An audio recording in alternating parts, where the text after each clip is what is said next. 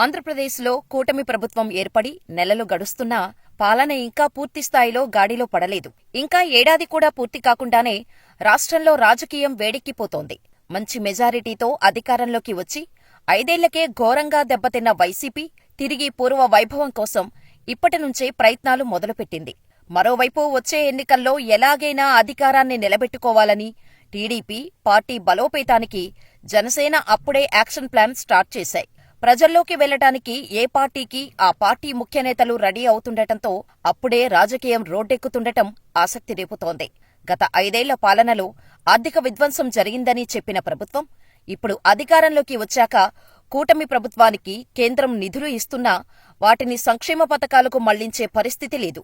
అందుకే తల్లికి వందనం, రైతు భరోసా ఇవ్వలేకపోతున్నామని, త్వరలోనే అన్నీ సెట్ చేసి ప్రజలకు ఇచ్చిన హామీలు నెరవేరుస్తామని ముఖ్యమంత్రి చంద్రబాబు స్వయంగా చెబుతున్నారంటే గత ప్రభుత్వ పాలన ఎంత అస్తవ్యస్తంగా సాగిందో లేదా ఈ ప్రభుత్వం జేబులు నింపుకుంటుందో మీరే అర్థం చేసుకోవచ్చు. ఇలాంటి పరిస్థితుల్లో కూడా ఆంధ్రప్రదేశ్ రాష్ట్రంలోని ప్రధాన పార్టీలు ఇప్పటినుంచే రాజకీయాన్ని వేడెక్కిస్తున్నాయి. వచ్చే ఎన్నికల్లో ఎలాగైనా సరే అధికారాన్ని నిలబెట్టుకోవాలని టీడీపీ తమ బలాన్ని వీలైనంత వరకు పెంచుకోవాలని జనసేన పార్టీలు ప్రణాళికలు సిద్ధం చేసుకుంటుండగా ఇప్పటినుంచే ప్రభుత్వం మీద వ్యతిరేకత పెంచేలా ప్రభుత్వం చేస్తున్న తప్పిదాలను వీలైనంత వరకు ప్రజాక్షేత్రంలో ఎండగట్టేందుకు వైసీపీ కూడా అదే స్థాయిలో నడుం బిగిస్తోంది. ఈ పరిస్థితుల్లో ఏపీ రాజకీయం ఓ రకంగా చెప్పాలంటే ఇప్పటినుంచే రోడ్డెక్కుతున్న పరిస్థితి. ఆ క్రమంలో టీడీపీ సంచలన నిర్ణయాలు తీసుకుంటోంది. ఏపీలో రాజకీయం రాజుకుంటుంది అనడానికి టీడీపీ పొలిట్ బ్యూరోలో తీసుకున్న కొన్ని నిర్ణయాలే నిదర్శనం. 2024 ఎన్నికల్లో అద్భుత విజయం సాధించింది. ఇంకా ఏడాది కూడా పూర్తి కాలేదు. అప్పుడే టీడీపీ పొలిట్ బ్యూరోలో కొన్ని కీలక నిర్ణయాలు తీసుకున్నారు. ఈ ఏడాది మహానాడును కడపలో నిర్వహించాలని టీడీపీ పొలిట్ బ్యూరోలో నిర్ణయించారు. మహానాడు అంటే హైదరాబాద్, విజయవాడ, విశాఖ, రాజమండ్రి, అదీ లేదంటే తిరుపతి.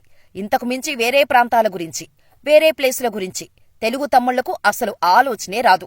రాష్ట్ర విభజన తర్వాత హైదరాబాదులో మహానాడు నిర్వహణ ఓసారి మాత్రమే జరిగింది. అయితే క్రమంగా మహానాడు నిర్వహణ విషయంలో టీడీపీ ఆలోచనా విధానం నెమ్మదిగా మారుతోంది. ప్రతిపక్షంలో ఉండగా ఒంగోలులో మహానాడు నిర్వహించింది. అప్పటినుంచి పార్టీకి ఊపు వచ్చింది. ఇప్పుడు అధికారంలోకి వచ్చిన తొలి ఏడాదిలో జరుగుతున్న మహానాడును కడపలో నిర్వహించాలని నిర్ణయం తీసుకుంది. వైసీపీ అధ్యక్షుడు జగన్ సొంత జిల్లాలో మహానాడు నిర్వహించాలనే ఆలోచన రాజకీయంగా చాలా కీలకమైన సంచలనాత్మక నిర్ణయమనే చెప్పాలి. మరోవైపు గత ప్రభుత్వ తప్పిదాలపై తప్పులు చేసిన వారిపై విచారణ చేపట్టేందుకు ప్రత్యేకంగా ఓ ట్రిబ్యునల్ వేయాలని టీడీపీ పొలిట్ బ్యూరోలో నిర్ణయం తీసుకున్నారు. అది కూడా అదే స్థాయిలో కాకను పుట్టించే అంశమనే చెప్పాలి. పెద్ద పెద్ద నేతలే కాకుండా జిల్లా స్థాయిలో, మండల స్థాయిలో కూడా కొందరు వైసీపీ నేతలు గత ప్రభుత్వంలో చెలరేగిపోయారనే ఆరోపణలు ఉన్నాయి. చంద్రబాబు దగ్గర నుంచి సామాన్య కార్యకర్త వరకు వైసీపీ హయాంలో అందరినీ వేధించారు. అలాంటి వారి భరతం పట్టేందుకే ఈ ట్రిబ్యునల్ అనే చర్చ జరుగుతోంది. ఇక జనసేన కూడా అదే తరహాలో జనంలోకి వెళ్లే ప్రయత్నాలు చేస్తోంది. జనంలోకి జనసేన అంటూ ఏకంగా మాజీ మంత్రి పెద్దిరెడ్డి రామచంద్రారెడ్డి నియోజకవర్గం పుంగునూరు నుంచే సమర శంఖం పూరించింది. ఈ సమావేశం ఏర్పాటు చేయడానికంటే ముందు అటవీ భూములను కబ్జా చేశారంటూ పెద్దిరెడ్డి మీద విచారణకు ఆదేశించారు పవన్ కళ్యాణ్. ఆ తర్వాతే జనంలోకి జనసేన కార్యక్రమాన్ని తలపెట్టింది జనసేన. ఈ పరిణామాలను బేరీజు వేసుకుంటే జనసేన కూడా వ్యూహాత్మకంగా పార్టీని బలోపేతం చేసుకునే దిశగా వడివిడిగా అడుగులు వేస్తున్నట్టే కనిపిస్తోంది. ఆ పార్టీ ప్రధాన కార్యదర్శి నాగబాబు నేతృత్వంలో జనంలోకి జనసేన కార్యక్రమం మొదలుపెట్టారు. గోదావరి జిల్లాల్లో పవర్ఫుల్గా, కోస్తాలోని మిగిలిన జిల్లాలు, ఉత్తరాంధ్ర జిల్లాలో ఓ మాదిరిగా, రాయలసీమలో జిల్లాల్లో నామమాత్రంగానే ప్రభావం చూపే జనసేన పక్కా ప్రణాళికతో జనంలోకి వెళ్తున్నట్టు కనిపిస్తోంది. రాయలసీమలో కూడా బలోపేతమయ్యే రీతిలో జనసేన పావులు కదపటాన్ని, అందున వైసీపీ పెద్ద తలకాయ పెద్దిరెడ్డిని టార్గెట్ చేసుకుని పొంగనూరులో భారీ బహిరంగ సభలు పెట్టాలని నిర్ణయించటాన్ని చూస్తే జనసేన అత్యంత వ్యూహాత్మకంగా అడుగులు వేస్తోందనే చర్చ ఏపీ రాజకీయ వర్గాల్లో జోరుగా సాగుతున్నాయి. ఇక మరో ప్రధాన పార్టీ వైసీపీ. ప్రస్తుతం 11 సీట్లు మాత్రమే ఉన్నా గడిచిన ఎన్నికల్లో 40% ఓటు షేరింగ్ వచ్చిందనేది వైసీపీ ధీమా. ఆ పార్టీ నుంచి కీలక నేతలు వలసపోతున్నా ప్రజల్లోకి వెళ్లేందుకు తమదైన స్టైల్లో ప్రణాళికలు సిద్ధం చేసుకుంటోంది. అందులో భాగంగా రైతు పోరు, విద్యుత్ పోరు అంటూ ఇప్పటికే కార్యక్రమాలు నిర్వహించింది. అయితే వాటికి ఆశించిన స్పందన రాకపోవటంతో ఫీజు పోరు పేరుతో భారీ ఎత్తున ఆందోళనలు నిర్వహించడానికి ప్లాన్ చేస్తోంది. అయితే దానికి ముహూర్తమే కుదరటం లేదు. ఫిబ్రవరి 5వ తేదీన ఫీజు పోరు నిర్వహించాలని భావించింది.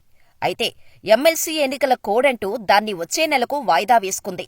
వాస్తవానికి గత ప్రభుత్వంలో పెండింగులో పెట్టిన ఫీజు రీయింబర్స్మెంటు బకాయిలను ఇప్పటికే కూటమి ప్రభుత్వం చెల్లించేసింది. కానీ అదే అంశాన్ని పట్టుకొని ప్రజల్లోకి వెళ్లే ప్రయత్నం చేస్తోంది వైసీపీ. దీనికి కారణాలు లేకపోలేదనేది వైసీపీ వాదన. గతంతో పోల్చుకుంటే నారా లోకేష్కు యువత, విద్యార్థుల్లో క్రేజ్ పెరిగింది. పైగా లోకేష్ విద్యాశాఖను తీసుకోవటం ద్వారా యువతను, కొత్త ఓటర్లను ఆకట్టుకునేలా వ్యవహరిస్తున్నారు. సహజంగా యువత తమ వైపు ఉంటారనేది వైసీపీ భావన. కాని గత ఎన్నికల్లో తమను వీడి లోకేష్, పవన్ కళ్యాణ్ వైపు మొగ్గు చూపిన యువత, విద్యార్థులను తిరిగి తమ వైపు ఆకర్షించటానికి విద్యార్థి యూత్ రిలేటెడ్ కార్యక్రమాలు, ఆందోళనలు చేపట్టాలనేది ఆ పార్టీ వ్యూహంగా కనిపిస్తోంది. ఈ క్రమంలో వైసీపీ కూడా నెమ్మదిగా స్పీడ్ పెంచటంతో పాటు త్వరలోనే జగన్ కూడా జిల్లాల్లో పర్యటిస్తానంటున్నారు. వారంలో 2 రోజులు ఆయా జిల్లాల్లోనే నిద్ర అంటున్నారు. ఇలా 3 ప్రధాన పార్టీల్లోనూ రాజకీయ వేడి పెరిగింది.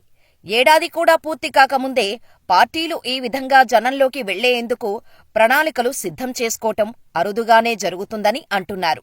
అధికారంలోకి వచ్చామని రిలాక్స్ కాకుండా కూటమి పార్టీలు ప్రజల్లోకి వెళ్లే ప్రయత్నం చేయటం, అలాగే అధికారం కోల్పోయిన వైసీపీ కూడా జనంలోకి వెళ్లేందుకు ప్రణాళికలు రచించుకోవటం చూస్తుంటే టార్గెట్ 2029 అన్నట్టుగా ఇప్పటినుంచే ఏపీలోని ప్రధాన పార్టీలు స్కెచ్లు సిద్ధం చేసేసుకున్నాయనే చర్చ జోరుగా సాగుతోంది.